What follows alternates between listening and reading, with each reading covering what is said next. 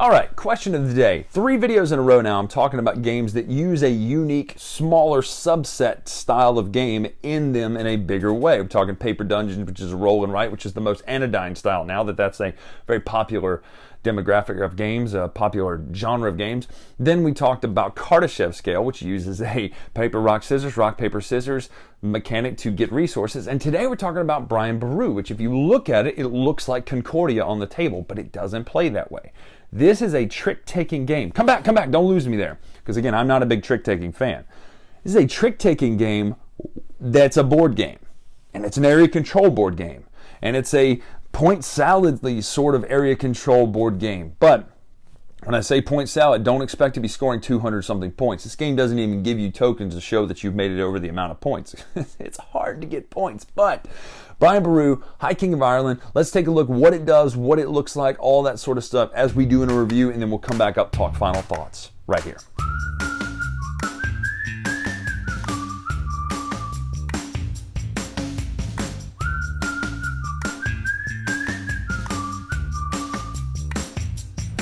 So this is Brian Boru. That was Scottish sounding. That sounded like Sean Connery Jr. Set up for 4 players. Now, you're going to set up a token here. Everyone's going to get to choose one city to start with. And then you're also going to get a hand of 2, 4, 6 cards in a 4-player game. Everyone will get 6 cards. 1 will be kicked out to the side there. Then you're going to play a drafting round. So all of these cards, just to give you an idea, have numbers in the top left. They have a primary action here in the top, and at the bottom is a secondary action. The way this works is it is a trick-taking game. You're going to choose, the active player will choose a city to put a token on, or a ring on.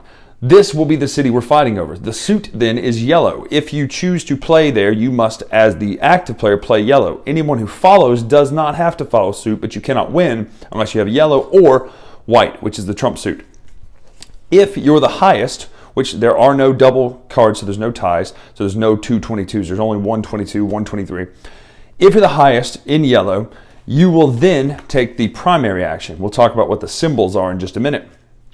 If you don't win, you'll take one of the secondary actions. It really isn't a bad thing to lose sometimes. The only benefit that winning gets you, and this is buried, by the way, in the rule book, is that you then become the active player and get to choose the next active city. So if we were to place this here, we also must pay 2 coins. Now, not all of them show that. Notice that. The higher the numbers, the worse not worse, but the tougher the benefit is up here because it's almost guaranteeing you a win, but you're going to have to pay for it. Versus if you win with a lower number, the benefit's really nice up there. You gain 2 coins and you get to place a city in the active city. Couple symbols to know. That symbol means place a token in the active city. If it has a little ring behind it, it's place it anywhere. And there are a few times where that will show up. Down here, this symbol is gain a coin and then pay 5 coins to put a city adjacent, control a city adjacent to one that you're on based on the road. So if I'm here at purple, I could then put one here or here. And that kind of helps you. The reason that matters is there are 1, 2, 3, 4, 5, 6, 7, 8 regions over here. These regions you're going to be competing for control as well. If, in a minute, you'll find out what they do, but if you were to have a monastery on one of these cities, it counts as 2 cities. So currently, I have 2 power, or 2 number in this. In order for this to count as a city that it gets scored later, you're going to need to have 5 cities in this one controlled by anybody. 3 here, 4 here, 2, 3, 2, 5, 4. Once those thresholds have been met, this token will become active in the scoring or what is it called? It's called claim region step, which we'll talk about in a minute.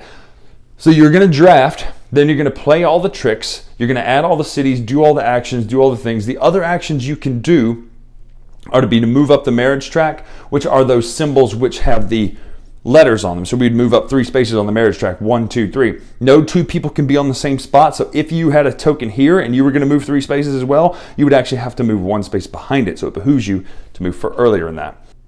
These cards, once played in the trick, activate the secondary actions in order of lowest to highest. So the number 1 would go first, whereas the number 17 would go after that. So you can move up here. In the marriage track, you're vying for a political marriage in this family here with Niall here. My Gaelic's awful, okay? Anyway, This one will get you 2 points if you get the marriage, and then you also get to dominate or put a city out in the northern Someone help me with that. Help me with my Gaelic in here. You would put a city out anywhere in the northern up here. So there are multiple ways to get cities out. The other thing you can do are these axe symbols. The axes mean you're going to take out 2 Vikings. One of the historical things about Brian Boru is he had political marriages, and he took care of the axes and had a good relationship with the church, which are why these things are important here. If you were to choose if you were to do that and take 2 axes, you're going to mark that you have 2. If you put your little token beside it, you have then killed or taken out 2 Viking hordes. At the end, there's phases that happen in the upkeep phase. You're going to do all these actions, yes, but there are phases that will happen, and we'll talk about them in a minute. But you've got your marriage phase, the battle step, which has to do with there, the church step, and the claim region step. The last thing on the board that you can place are these symbols here, the church symbols. You're going to put 3 of your discs there, and that's a majorities track as well. One other thing you can do, there are times in which your city that you have out there can get taken over by Vikings. That symbol will remove that, meaning it's your city to use again. Everyone starts with one of these tokens. There are certain things that will score keyed on this, plus they're a point at the end of the game. But when you're the highest in the Viking phase, the battle phase, you gain one of these, and then you score a point for every one that you already have. So the more you win that, the more compounded they get. There are these Viking cards over here which show how many Vikings are going to be in that set each time. So quite a few can be there. So let's talk about the upkeep phase, because that's really where the resolutions happen. The marriage step, whoever's highest on this track will gain the marriage, and then you'll gain the benefit next to whatever you're next to. So this is place a city anywhere on the board. This is gain one of those tokens. These are gain coins. Then the highest will drop all the way back down. Over here, the battle step, the person with the most Vikings killed will gain the favor token, like I said, and then they'll gain points per favor token. Then the person with, if they're all defeated, if they're not all defeated, the lowest person gets one of their cities taken over by the Vikings, and the winner gets to decide which one. Then once the winner has been determined who gets the favor token, then the extra one, the renown token, or whatever they're called, and then gets points per, they remove all of theirs, the other people leave theirs, and then now the second person, essentially, which is now the highest, gets a point. Then over here, the church phase works the same way. The person with the most gains a monastery and the active token for the next round, and then removes all of their tokens from the church area. Then the second highest would gain a point, and then lastly, anyone who has 4 tokens left after that point also gains a monastery. Lastly, you have the claim region section. Down here, if any of these thresholds have been met, the person with the most on that section gains this, and at the end of the game will score those points. These can change hands during the game. It's played over 4 rounds, and the last thing you can score for is these region dominances. If you have a city in the different regions, 1 to 2 is 0, 3 to 4 is 1, 5 regions is 3 points, 6 is 5 points, 7 is 7, 8 is 10. So the more regions you have tokens in, the more points you can get at the end of the game. The last little wrinkle is the very last round of the game. You have the Princes of Denmark, and you can either establish trade, which means you score the cities that are taken over by Vikings, which you may not have any, as your cities. Over here, there's a different little bit of military support. It wrinkles a little bit different. Or you can spurn her and just take 4 points. So a lot of options there. But that's how you play Brian Boru. It is a very simple game, trick-taking game, action selection, resource. There's no resources really, but it's more action selection and trick-taking in a board game, which to me is fascinating.